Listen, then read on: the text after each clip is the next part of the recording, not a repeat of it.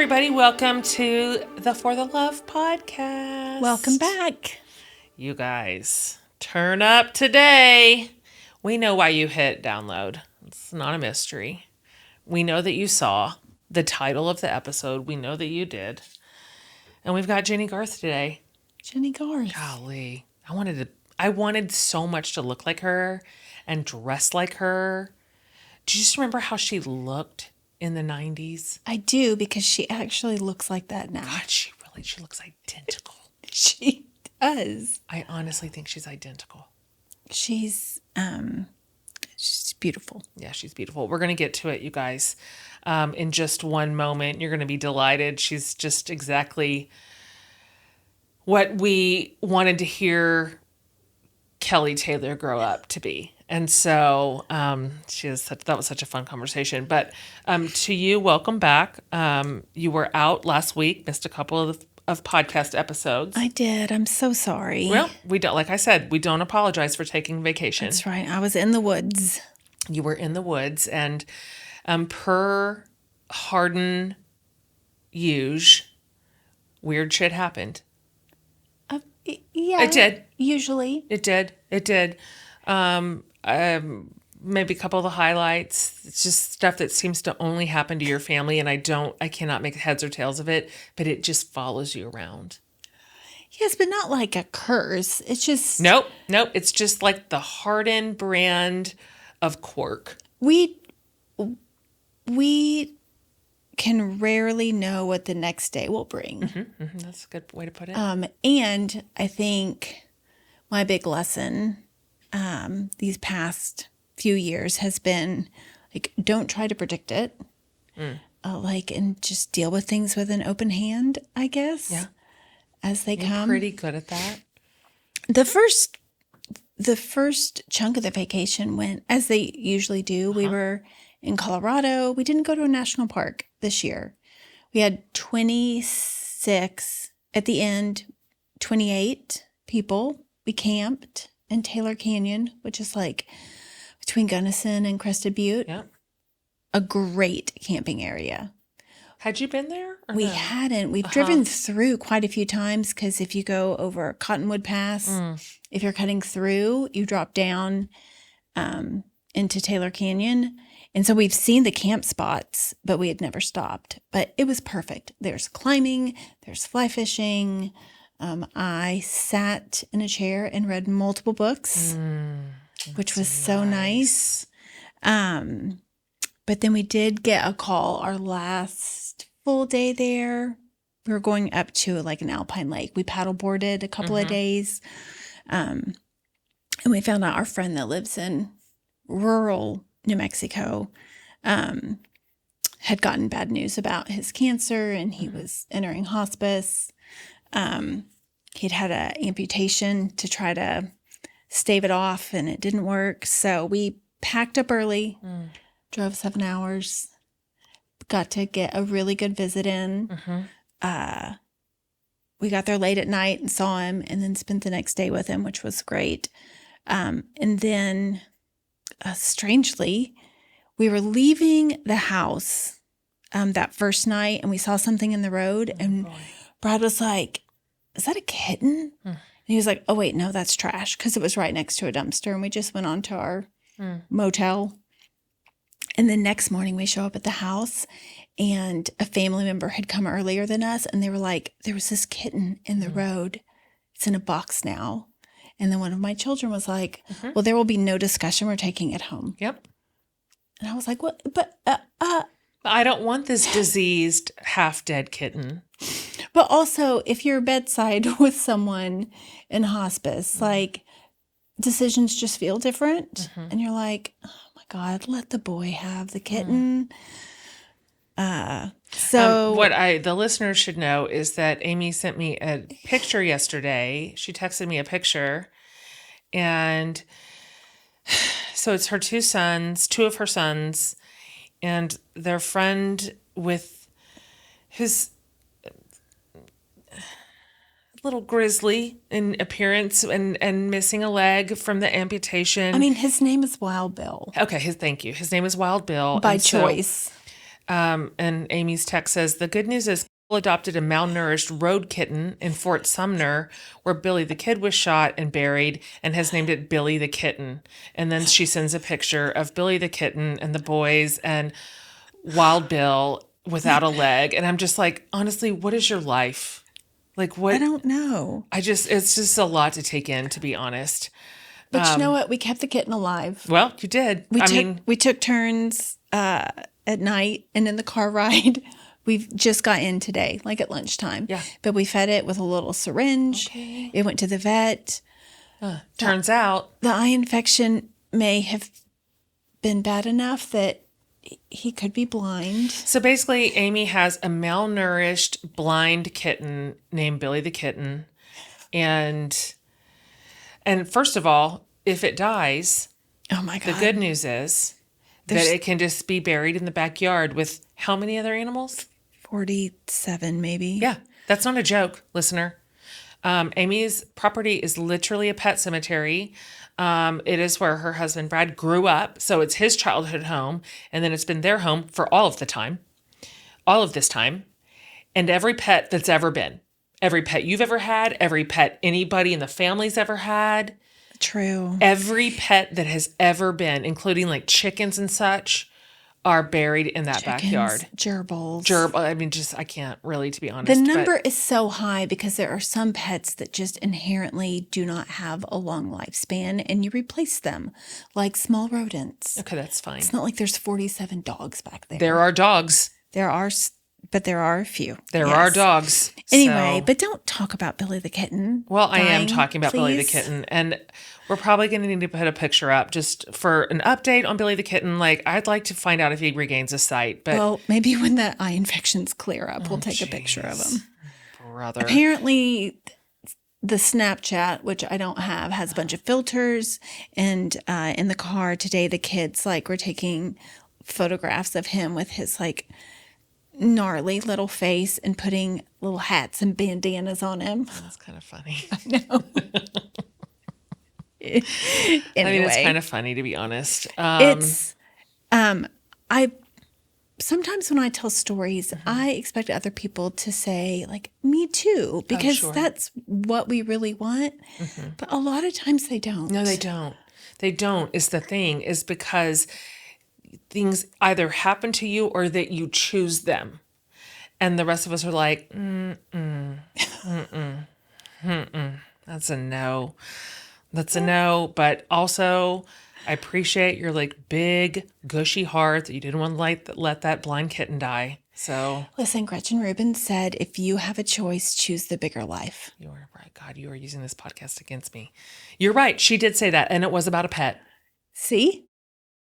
And listen, this kitten was in our path the night before and then somehow got a whole block down and was in front of the house the next day.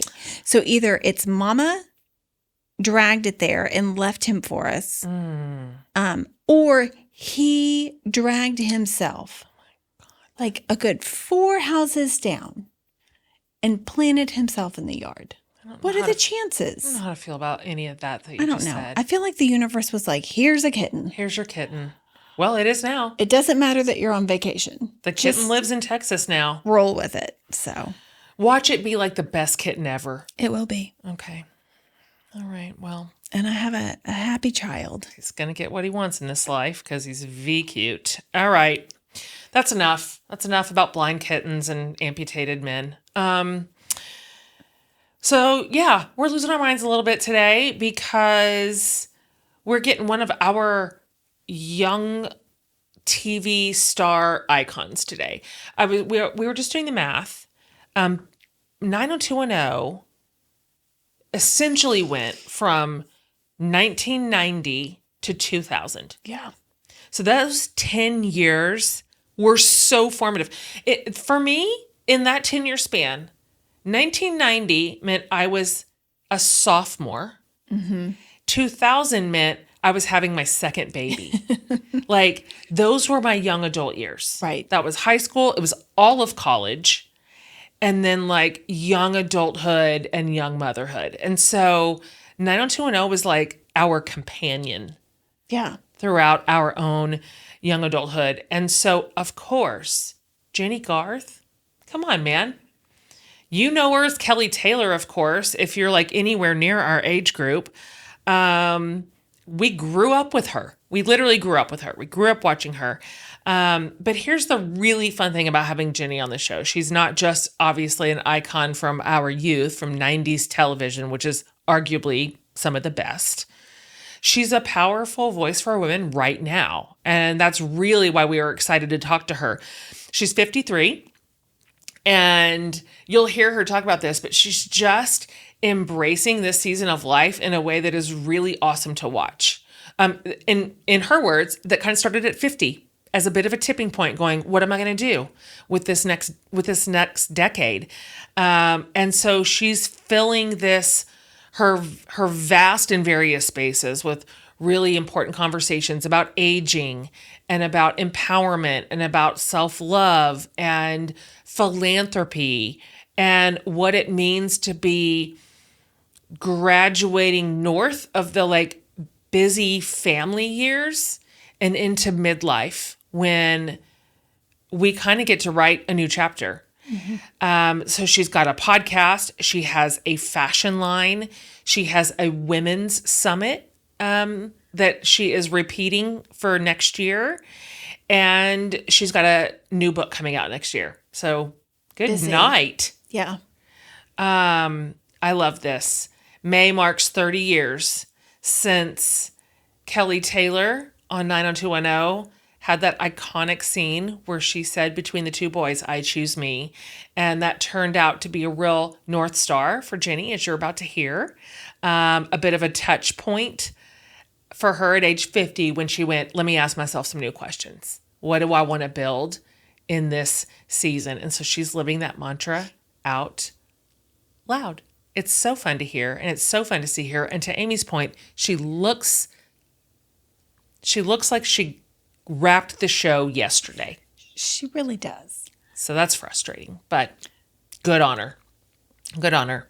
She's delightful and lovely, and you're going to love this conversation. So help us welcome the incredible Jennie Garth.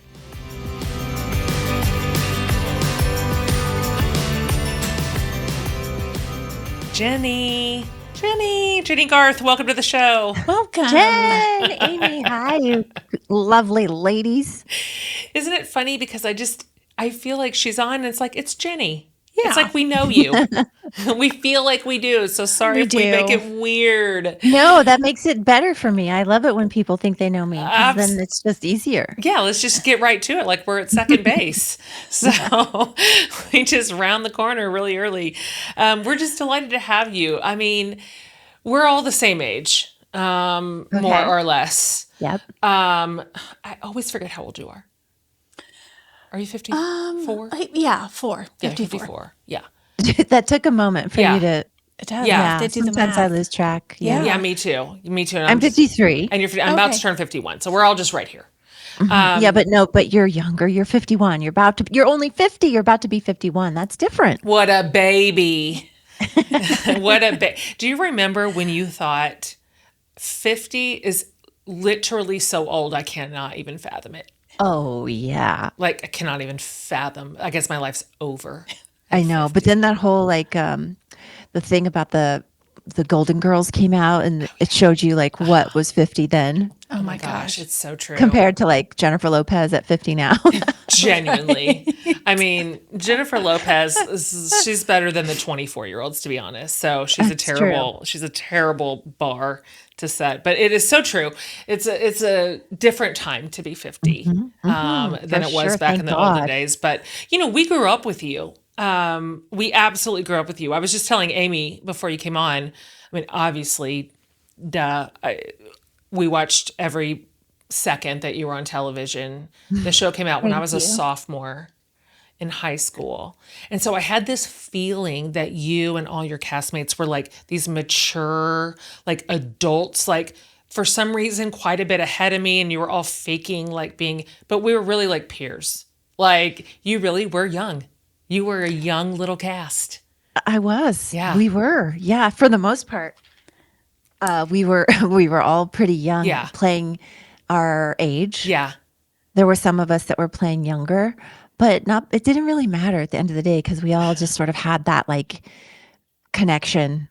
And I think that people really felt like they were just hanging out with us while watching the show, you know? Yeah. I don't know the story of how you got to that role. Can you tell us? Well, I had just pretty much come to Hollywood. I had just started auditioning. I had played a couple of roles, and then I knew there was going to be a chance for me to audition for an Aaron Spelling show. And I was like, yes, please. And so I really sort of like put my eggs in that basket, that audition, and they didn't want to see me. And that I was like, what do you mean? I have to be seen. I have to go in for this. And my manager knew the casting director that worked with Aaron Spelling. So he made a call, and I think I should owe it all to Randy James because he made that call on my behalf and got me in the room. Oh my gosh. And yeah, the rest was history. Did you have to go through a bunch of rounds, or was it like lightning in a bottle? You like grabbed it right away? I remember going in one time. To read with the guy who didn't think I was right for it. Sure. And then I think pretty much, I think it was the same day they took me into the big room with all the execs. And that was that. Oh my gosh. I mean, it's hard to imagine at the time. Did you have a sense, of course it was Aaron Spelling, and that he was just such a magic maker at that time specifically, but I mean, nobody could have guessed 10 years on the air. I mean, that show's iconic. It's just absolutely a cultural touchstone.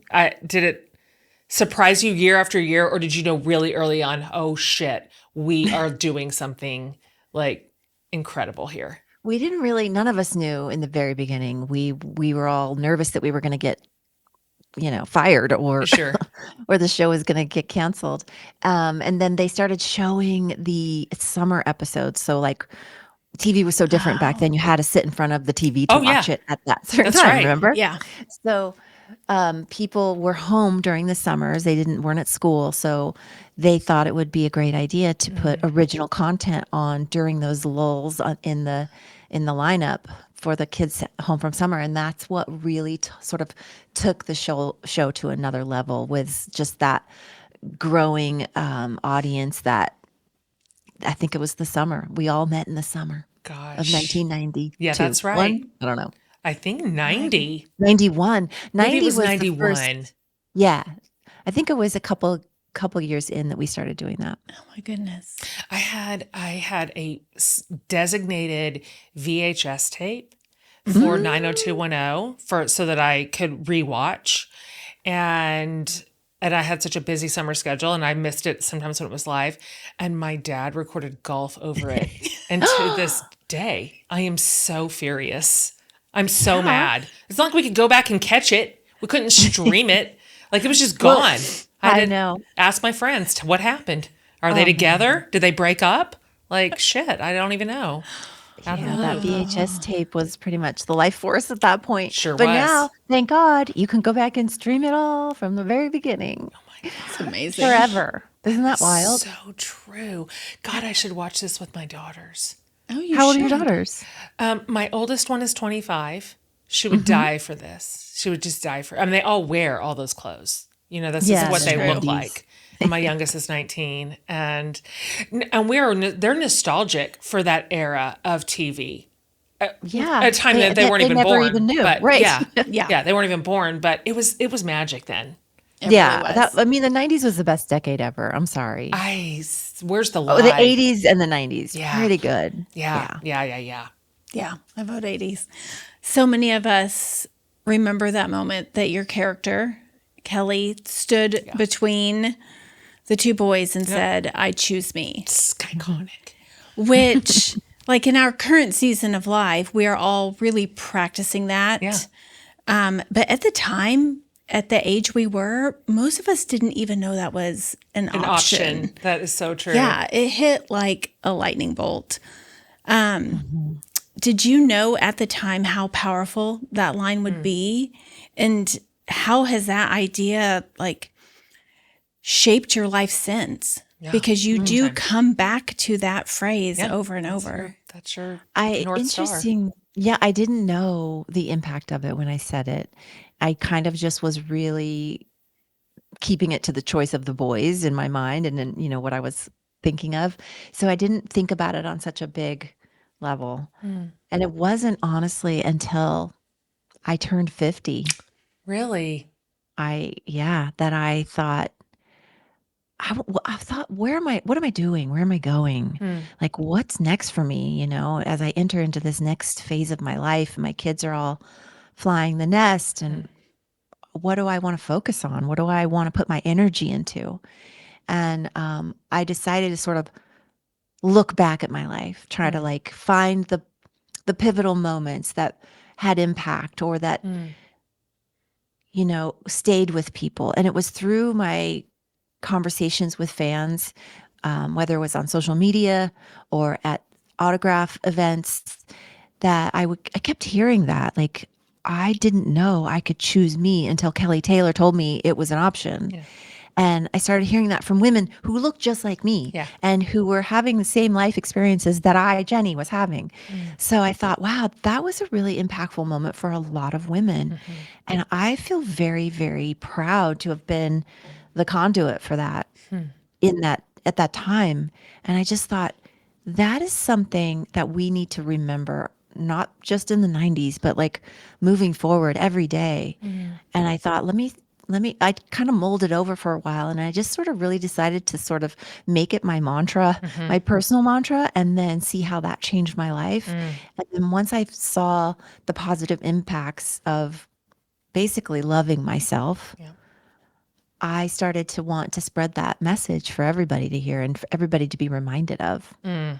We love this so much. This is a constant conversation that we are having with each other and with our community for sure. Mhm. It's an interesting time of life, Yeah. right here on the cusp, right at midlife and making new choices really for the second half. I'm Hmm. curious, like going back one notch, what it was like for you. I mean, there just wasn't a person who did not know you your entire 20s. That level of visibility is so rare and bananas. And so Bananas, just yes. bananas. So I'm curious what it was like for you from the end of that show. So right around 30 for you, more or less, transitioning into like not being such a young adult anymore, being like whatever that is next. What do we call 30s? Middle, Oh, middle. like What is that age group? Oh, but Child. I feel just like it's a mother child I now. do now. Oh my God, Yeah. same. But I'm curious if what you were facing as you transitioned kind of into a new phase of life from being Hmm. Kelly Hmm. to being an adult, and what Hmm. sort of resistance, if any, you faced, even if it was Yeah. internal. For sure. I think when the show let out, for me personally, it was like I had been sort of just tossed out the car window. Like it felt like Yeah. I had to kind of get my feet under me and catch myself and figure out who I was and what I was without all of that. And luckily for me, I had a baby during the run of 90210.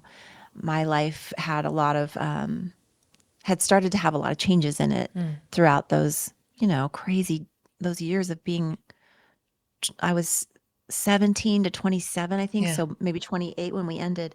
And I just had to really figure it out because when you're on a show like that for 10 years, you're told everything, what to do, when Totally. to be at work, what lines to say, Yeah. where to stand, when to go to the bathroom. Like Sure. you're just led around as like sort of a little pony in someone else's show. Yeah. And I had to really figure out what was important to me, but what kept me so grounded through everything. And that I'm so grateful that this is how my life turned out, was that I had a baby in 1997. And that was my first baby. Her name's Luca Bella. She just celebrated her 28th birthday yesterday. Wow. And I just was overwhelmed by the amount of just appreciation and gratitude that I feel that I was given a daughter at a young age and during such a crazy time in Yeah. my life that it grounded me. It kept me not in my own bubble. Like It's I true. was forced to take care of someone else. And like that became my goal, is to keep this child alive and nourish her and teach her and grow her. And so I didn't have all the time to think about myself and be so self-indulgent anymore, which I think if that had been the case, if it was just me out there, there's surely a chance that Hollywood would have eaten me alive. I wouldn't have known that there was something so much more important than myself. So I think all the years just being a mom and then having two more girls Yep. during, my 20s and 30s, I just thought, this is what life's about. Like nothing else really mattered to me anymore. Yeah. As you transitioned from being in Hollywood at such a young age into motherhood, now into the second season, what have you had to unlearn about aging and beauty and worth that was sort of drilled into you at Oh such a my young gosh. age? I mean, Is it like everything, get everything? basically. Yeah. Um, It's something I still work on. Me It's too. something I think we as women, we are taught to be something for someone else from a very young age, and to put our own happiness aside, to not shine our light too brightly, that we Totally. overshine someone else. So these are all things that I struggled with, and I don't think I would be where I am if I hadn't done a lot of intense work, a lot of just recognizing my part in things as a young girl, but then also recognizing that I had things that I needed to learn that I maybe missed out on because I lived in that bubble for 10 years. Maybe some social cues, maybe some maturity, some emotional maturity, a lot of things. So I feel like in a way I was kind of stunted for 10 years. Like I was behind. If I had gone to college and like lived a Sure. normal life or a regular whatever life, then I would have learned things that I didn't actually end up learning until I was in my 40s Oh, that's interesting. and Wow. 50s. Yeah. So now it's just like I'm just searching. I'm always like, what did I miss and how can I be better? How can I learn more about myself, because I find it so fascinating. All that stuff that I feel like I might have missed out on, that developmental stuff.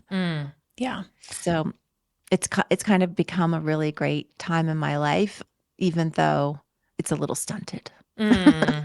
But to be fair to you, hell, half this stuff we're also just now sorting out. Right. Okay, And good. we just went through the like normal, trope of young adulthood and Mhm. and even then it's taken us getting to this stage in life where we just have enough self-awareness. We've Mhm. lived enough. We've seen Mhm. enough. We've made enough mistakes. I just don't know that there is a fast forward through any of that. I'm not sure that you're that far behind at all. Yeah, I I guess that maybe I'm pretty hard on I myself, think but you Yeah. are. I you look around and you see the social media and you see other people's lives and you think, "Oh my God, they have it all figured out. They've mastered this." And I just never felt like that personally. Same. God. Um, we love to see your very enduring friendship with Tori. That is strong female friendships are one of our highest values. This is Absolutely.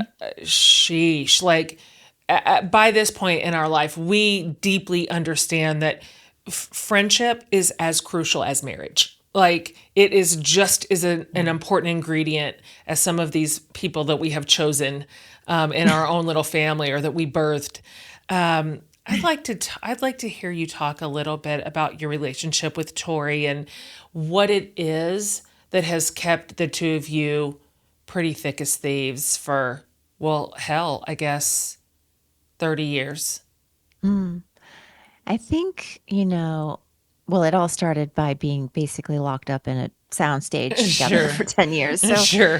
a Those lot were of your bonding goes peers. on. Uh-huh. Yeah. Oh.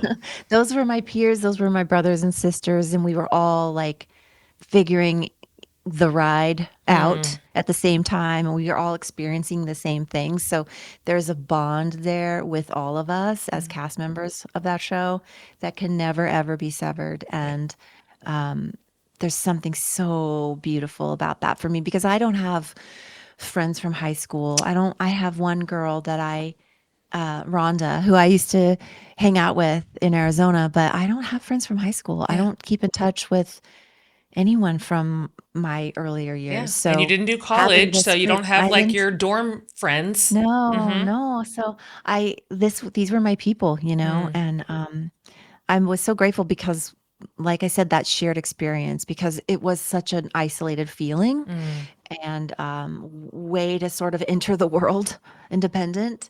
Um, that it feels so comforting to know that they were there too, you know?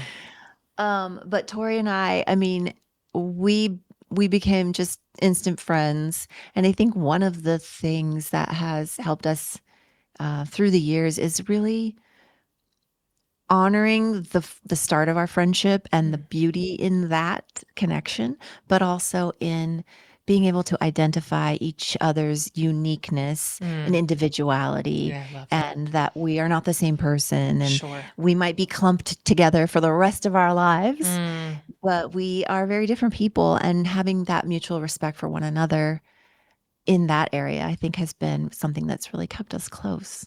Oh, yeah, that's so special when you bring a friend from the teen years forward that you are able to both evolve and let each other evolve. That you Yeah. don't get trapped in those old roles or those old patterns, and you're Mhm.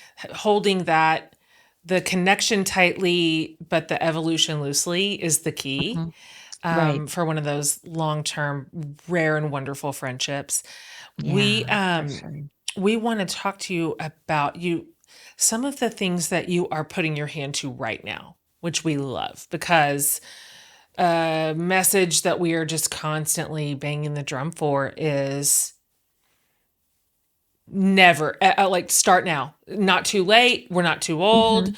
We're not irrelevant. Just there's so much that we're frankly better at this point than we would have been 15 years ago. Oh, I yeah. give me a 50 something woman all the live long day. That's who I want at the helm. And so it's really fascinating and inspiring to watch you innovate some of the different like streams of your life right now. So let's start with this. We'd love to hear you talk a little bit about the Women's Summit that you created because that's no Mhm. joke. I deal in the world of like live events and stages and all that too, and that is a lift. And so, can you talk about what inspired it? What you were hoping women would experience? What's next for that like sort of business model for you? Mhm. I think the summit came from just my awareness of the fact that we're all in this together, like, we're all going through the same things, us women, and just being open and, vulnerable with one another is where the true connection begins, and I think another aspect of it for me was I come from teachers. My parents were both teachers, educators, so I I guess it's in my bones to want to share things with people. Mhm. I found such comfort in my own journey in sharing with other people, whether it's on social platforms or it's in person with people in my life. Like for me, it's those connections. It's the connection. I need that connection feeling in order to feel okay and to feel like I'm not alone. And for so many years, I didn't make eye contact with people. I didn't share things with people outside of my very tiny circle. I would walk around with my head down just so that I just kind of didn't have to engage. And I just realized like now's the time for me to lift my eyes up and That's look good. around and connect with the people that are right there, that Hmm. are, they're right there and they want to be connected with and they need it too. And so I just love sharing all the things that I've gotten to learn, whether it's from people that I've met on my own podcast and just the wisdom that they have passed along to me, whether it's healthcare providers through my work with the American Heart Association, um, just, sharing women's real stories, I think is the most impactful way we can connect with one another. And so that was what the summit was all about. And I was so blessed to have it come together with my friends at iHeart. My daughter, Luca Bella, who is an event coordinator, helped me from New York. And it was pretty much all hands on deck. Totally. Totally. It's But it usually was like a so blur. great. It was such a blur. And I went into it not knowing how to run a panel of Sure. 3 or 4 women on a Yeah. couch. And I was like, oh my God, what have I got myself into? Yeah.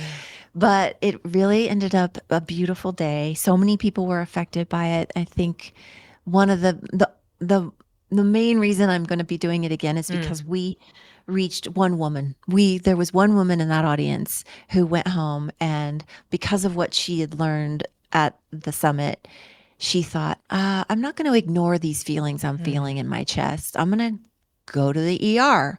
Maybe this isn't anxiety. Maybe it is an indigestion, like I heard Dr. Kittleson talk about on the panel today. And so she went and she took herself to the ER, and it ended up that she was having a heart attack. No way. What? Yeah. So, I mean, And you so really saved one woman. I really feel like she has shared this with me. If I hadn't gone there and heard that doctor speak, and you asked that doctor those questions, Wow. I wouldn't have gone. I My wouldn't have gone to gosh. the ER that night. Oh my Wow, goodness. that's bonkers. That was like, okay, it's all the work was worth it. All the, all the sweat and tears that we put into that was worth it. And just looking forward to doing another one so that we can share even more information and just hang out together and like connect, that's all I want. Are you planning another one already? Yeah. We're looking at dates for 2026. Fantastic. Nice. Yeah. People are like, wow, that's so far away. No, it's not. Not in that world. That's how Not in that long it world, no. takes.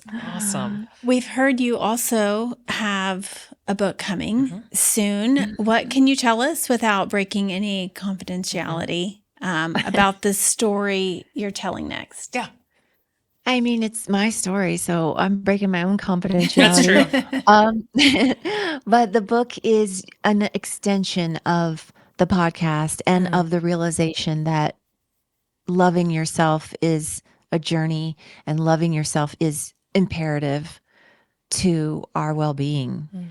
And I'm just sharing my journey and the good and the bad and the ugly that I've gone through and learned from, and just hoping that I can help people when they read this book to not feel alone, to feel connected to me or to others in a different way. And I think in that safe place of that connection, that's when we allow ourselves to grow even more.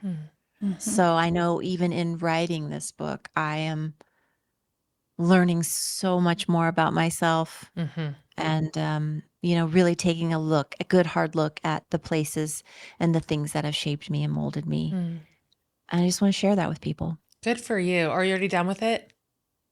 I am done with Done-ish? it, but still not done with it. Done-ish. I get it. Yeah.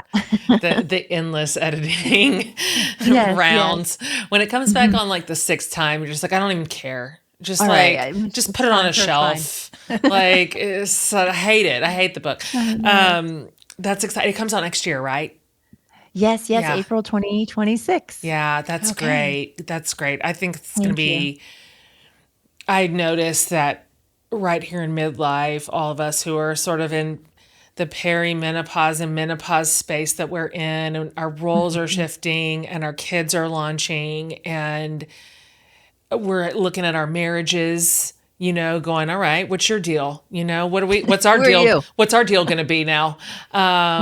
Or we've lost our marriages right around now. This is super, super common. That's my story. We're looking, Also, you look in the mirror and you're like, wait, what's are going on you? here? What's this? Who is What's this? Yeah, our bodies. There's just so much, and inside our bodies are being weird too. And so we are looking right now for people to tell the truth about it. And so when you put out a book and you say, here's all the pieces of the story, and some of these are really hard, and some of these are really embarrassing, and some of these are I wish I maybe would have had back. It is like holding up a lantern for other people who are just looking for a truth teller at this stage of life. I'd like to hear what your experience has been, because you just keep doing new cool things. What it is like to build and run a fashion line. Like, that's a whole deal. That could be your whole deal. You don't have to do it. There's not the summit and the book and all the other things. That's people's whole job. And that's just one Oh of your my jobs. gosh. It's one of my jobs because I told Randy, my manager, who has been my manager since he Same discovered me when Randy. I was 16. Oh my goodness. Wow. Yeah. He's like my dad and my best Yeah. friend and my Yeah. manager all rolled into one. I said to Randy, look, I need to know when I'm 60, I can be done with this. I need to know that there's a place for me after 60 and it's wherever I want it to be. I like And this. so I said, I'm going to work my ass off until I'm 60 years Yeah, old. that's exactly what I And said. I'm going to see what happens, what that brings. Here's what I want it to bring. Here's what I see it bringing. And I was very clear and I defined what I wanted the whole world to look like.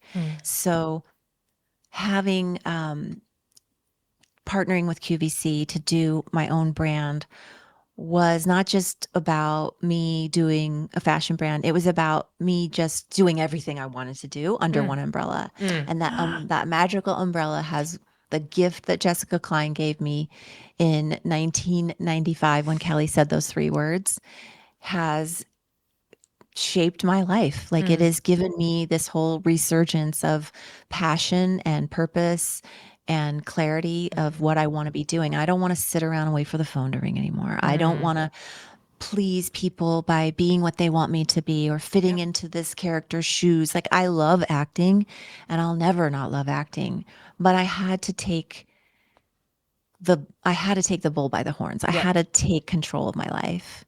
And I just saw this as an opportunity to go for all the things that I'd always wanted to go for. And so I just threw it all up onto a wall and I watched for things to sort of stick. And then I saw the things that were sticking and I was like, I'm focusing on that. I'm pushing that forward. That's what I want. And so everything just became very clear. Like, yeah, it's never too late. No, No. God, it's not. Because I really did think I was done. I was like, I want to move far, far away and just be with my animals and my family and not care about all the things. Yeah. And I still want that. I will have that. You'll have it at 60. Yep. But just not yet. I'm not done yet. Yeah, that's exactly what I said. As you Not done. continue to put your fingers in all these different businesses, at the same time, you've always been super committed to philanthropy. It's a huge part of your work. You've talked about your work with the American Heart Association and that moment from your summit that literally saved someone's life. What are some other charities that you're involved in, and what do you think their role will play, like in our current status? I think you work with Feeding America, which that is a huge issue right now. Keeping kids fed. What can you tell us about that? Yes, I've worked with Feeding America for a while. I think, especially no child in America should go hungry. Right. And that's what their goal is, their mission. And I just support them however I can, whenever I can. I spread awareness, which is one of the things that they need the most, I think. I also, teaching people how to take better care of themselves, whether it's through just health advocacy, women's health topics, just really bringing those conversations to the forefront. So that really gets it spans a lot. Like we can talk about menopause with Dr. Haver one day and, talk about relationships with another doctor another day. Like I'm loving myself just gaining that knowledge and that insight, but I'm loving even more sharing it with people. And I love, our fashion brand actually works with an environmental cause, which is Reprieve Our Oceans. We use we use this company who gathers up all the plastic bottles that are ended up going into the oceans. They're on their way to like just being dumped in the ocean. And then they use that and make fabric out of it. Yeah. So we're using a lot of great. recycled, a lot of natural fibers. I'm doing everything I can in that world to push sustainability wherever I can because So it's good. so important to me. The earth is very important to me. And so everything I do, I think every day about making it better than it was when I found it. And that's really hard in this day and age. For But sure. I mean, it's not the it's important to cheapest me. option. It's not the No. easiest option, the quickest option. So if you have a value other than just the bottom line, you have to be so Yeah. intentional. It is. It's hard. It's hard because it's very difficult in manufacturing and all the things and the shipping and all the things.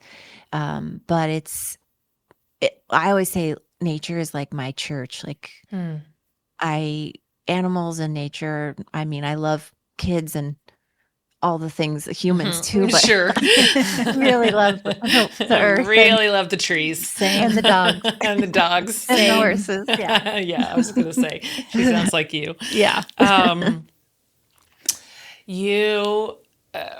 We're really similar in our motherhood spaces. You've got 3 girls. Your oldest is 28. How old are the other 2? 28, 22, and almost 19. Yeah. My youngest is 19. My oldest is 27. I have 5. Okay. Right so they're there. all Whoa, the age. whoa, No, I whoa. know. 5. It's so absurd. I can't help you Wait, process it. girls, boys, what's happening there? I've got 3 boys and 2 girls. Oh my gosh. Okay. I know. Amazing. I know. So and Amy has 4 sons. And their age range is gasped. I do. They're 16, 18, 20, 22. Yeah. So we have all these young We're all adults yep. between the 3 of us.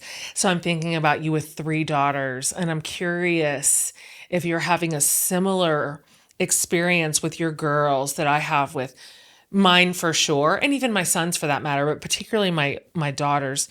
I'm curious what you think they are getting right earlier than we did. Does that make sense? Yeah. They're ahead of the curve in They're so so many ahead of the curve. ways. I marvel at them. I mean, they have to be But they have to be. because of the world that they are Inherited. coming into. Yep, that's they're coming right. Up in. Yep. Gosh, they teach me things every day. Yeah, mine too. These girls, and sometimes I'm like, go away, stop showing me that I'm flawed and imperfect. Totally. And I need to learn more. Totally. But more than not, I'm just like, thank you for being patient enough with this old geezer to like teach her the new ways. I really feel like the mom and a lot now. Before I didn't really feel like I just sort of felt like I was making it up as I was going. Yeah. But these girls, they're so self-aware. I think they know their worth. Yeah, exactly. I think they're not afraid to speak up. These are all things that I have tried so hard to instill in them, pound into them. I know. Just, things that aren't acceptable anymore about the way I was raised or the world I came up in. And they know it now. And it's like in their fiber. It is. And so I don't worry as much about them going out in the big wide world as I probably would have worried about myself. Yeah. If I were my own mom, Yeah, of course. probably would have worried more. Yeah. They're savvy. I'm proud of them. They're engaged. They're highly engaged. They're paying attention. And they just know boundaries. And we didn't hear the word boundaries until I was in my 30s. Right. Right? Weren't you like, ooh, boundary? That doesn't sound like something I That should sounds do. mean. That sounds ugly. Yeah. Wow, I'll hurt somebody's feelings. Yeah, no, these girls, they're pretty amazing. It's exciting. And I do always tell like moms in our age group, I'm like, we get to take a little bit of credit for that. Yeah. I know. We worked hard at that. At some point, you're like, hey, I did that. Like, they're still alive because of me. Yeah. Yeah. And we had conversations with our kids that our parents didn't even have access to, much less, things that they would never have brought up with us, that we had to learn from each other as we kind of grew up together and sorted it out. And so, these are conversations that are ubiquitous in our homes now. So it's in their bones. It's exciting. I have less fear for them, even though the world they're getting right now is falling apart. That part is scary, but I have a lot of faith in them. I think they're really, really, boy, we're going to watch them rise, and it's going to be something. Same. They're going to figure it out. They're going to Yeah. they're going to do something. I think big. about, if I were to have a conversation like with one of your girls about self-worth, like their response would be, I know. obviously. Right, exactly. And then I think, Yeah. I've been working really hard on that for 30 That's right. years. Yeah, that's right. 40, 50 years. Yeah. Right. If you're already at the starting line with that, like what can you accomplish with the time that you're not going to have to spend? So true. Right. Just the mental Yeah, I mean, I say energy. that all the time. I say that all the time. Like you are so lucky to know and be where you are now. Yeah. You're so far ahead of me in my development. Like I'm just so happy for them. I know they're going to have a whole table full of other issues They are. that Right. they'll have to figure out as they go, but this is not one of them. This is Oh the my gosh. generation to face Yeah. what our reality is. Yeah, you're so right. So- Sydney, my daughter came through the kitchen the other day and I said something about something I was putting on food. She's like, oh, as you know, my age group doesn't do calorie restrictions. That's just you. And I'm like, oh, sorry about diet culture, baby. I grabbed it as soon as I could. Yeah. You got to get those points in. Yeah. Oh, geez. Count those points. God. I would love to hear a little bit about your daily life. I know so often with people we grow up watching on TV, celebrities, we sort of lose the thread on you being a regular person. Yeah. Also living a regular life. But because you have practiced choosing yourself for a while now, I'd love to know what that looks like on a typical day. Like what are some things that you incorporate into your daily life to remind yourself or sort of fill your own cup? Yeah. I mean, I don't think I've never met a more regular person than me. Like I'm from the Midwest. I am so regular. I'm going through all the things that every single woman out there is going through. And I've always known that and loved it, like it makes me feel like I haven't lost touch with who I am and what I'm here to do. I think since I started working in the I Choose Me world, I started writing it a lot more, like just within my work with my creating my decks or my visions or everything that I wanted to get going. So I started writing it a lot. I started saying it a lot when I would pitch it to people and when I would, tell them about my journey and they would resonate with them somehow. And it just started to become part of me, There's no, like I can remember a time when I would, instead of allowing myself that 30 minutes in the bathroom to actually take a nice bath and actually clean my body with some purpose and, just something as simple as that. Now, I used to have like mom guilt or wife guilt that I didn't have dinner on the table or that I didn't have any fucking clue what I was going to make for dinner, honestly. Yeah. But they will always come to you and say, "What's for dinner?" Like, Always. can you ask somebody else for a while, Always. please? It never ends. But I just thought, you know what? I deserve some time to take care of myself, to choose myself. And then when I come back out of this bathroom, all those things will be still right there, ready for me. They'll wait for me, I know. Or somebody will order some takeout. That'd be great. How about that? How about that? Turns out Yeah. they can open up an app same as we can. Right. Yeah. I mean, another one of the things I do to choose myself is exercise. I'm really mad at myself actually today. I was scheduled to get up at my regular exercise time, which is 6 a.m., so that I can fit it into my workday. Yeah. And I didn't. I just kept hitting snooze on the thing. But I'm pretty upset about it. I'm hoping I'll get in some movement at some point because for me, movement and just like breathing fresh air and using my body and standing up straight, stretching is a huge I choose me moment. Just taking those little opportunities to like think, I'm all I've got. Yeah, Like, that's this is right. it. I'm my own best friend. I'm my own advocate. I'm my own everything. I was born alone. I'm dying alone. How can I take care of me It's good. for the whole time? Like, I've got to love myself if I'm going to get through this intact. I love that. I think that is one of the most empowering messages that we are, I think, beginning to believe at our age. People have been saying it to us. It was really hard to sink in. Yeah. Oh my God. Did Really someone ever hard. tell you, in order to truly love someone Yeah. else, you have to love yourself first? And I was like, ugh, please. That is Please. so ridiculous. Right. Of Exactly. course, I love myself. Like, hello, I'm here. I know. I put on this lipstick today, but I never really fully Yeah. understood what loving yourself meant. Yeah, I think I agree. And it feels like an exciting time to be in a community of women in midlife. I love it. It feels Yeah. like these conversations are so elevated right now. They are so visible. And what used to be absolutely on the margins, who was talking about menopause? Nobody. Nobody. Nobody. And that is Nobody just, told me about menopause. I Googled, I thought I was pregnant. My friends were like, Jen.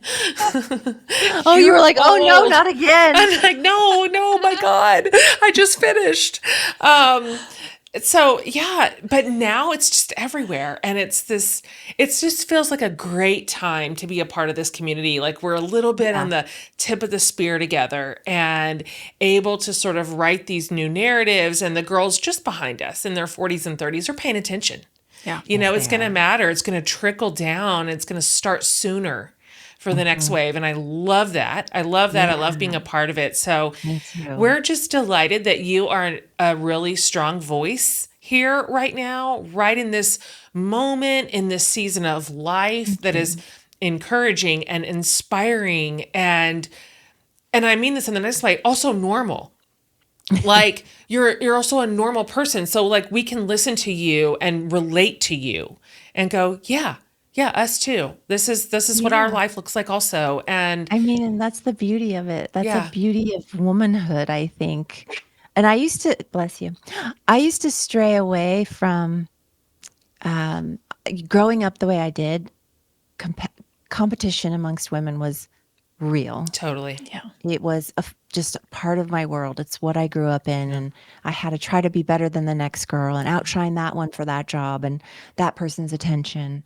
And it's so exhausting, Yes. first of all. It's so stupid, second of all.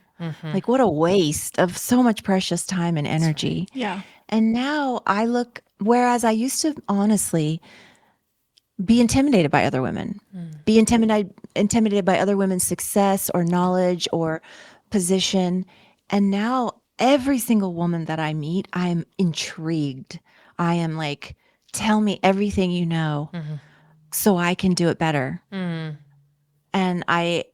I'm just, I kick myself for all those years of lost opportunity of that kind of camaraderie and connection with other women. But I feel it so strongly, just as you were saying. I feel it so strongly now. It's something that can never be quieted again, inside me at least. Absolute same. Agree. We agree. Yeah. Thank you so much for being on this show today. We were You're so welcome. absolutely looking forward to meeting you and to having this conversation with you. And we're delighted about everything that you're working on. Excited for your Thank book you. next year. We'll put that Me right in too. front of the community for sure. Thank you. So thanks for just your time today. Yeah. We're just cheering for you in every I'm cheering possible for way. you. Yeah. I love it. All right. I Thanks, love it. Jenny. Thank you for having me.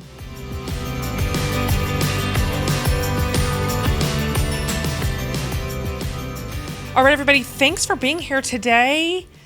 Don't ever forget, if you ever want to see one of our episodes, you can jump over to YouTube, to my YouTube channel.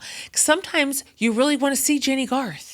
And it's fun to watch us talk to our guests because you get to see our body language. And I don't know, there's just something about seeing a conversation happen as opposed to just hearing it. So we always have that for you. Every single episode is always video recorded as well. And then also, if you ever want to give us a note a thought, a response, a question about any episode you've heard or anything at all, you can go over to jenhatmaker.com under the podcast tab, and there's a send voicemail button. Just hit it, leave a message for us. We listen to all of those.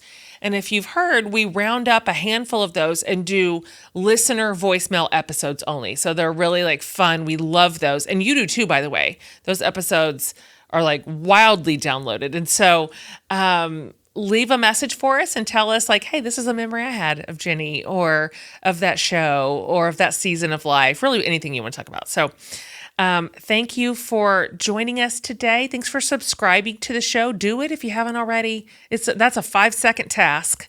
Just wherever you listen to podcasts, just hit follow or add or the plus button, and it will automatically like go right into your little podcast library and you'll never miss an episode. All right, you guys. Thanks for being here. See you next week.